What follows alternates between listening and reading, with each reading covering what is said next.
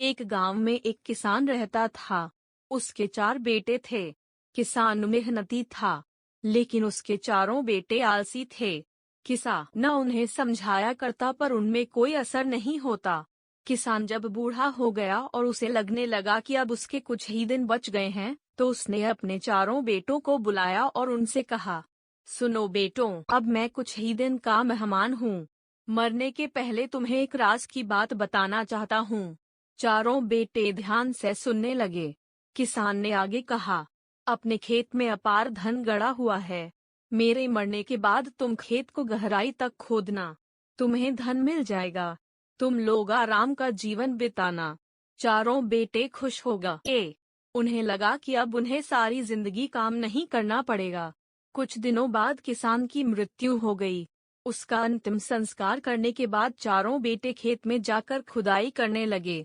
कई दिनों तक खेत खोदने के बाद भी उन्हें कुछ नहीं मिला।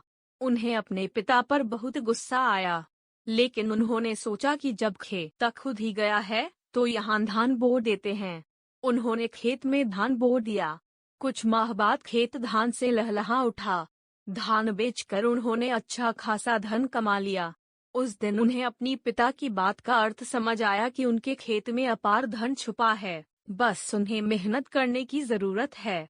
उन्होंने उस दिन से जी तोड़ मेहनत करने का संकल्प ले लिया। सीख, मेहनत का कोई विकल्प नहीं।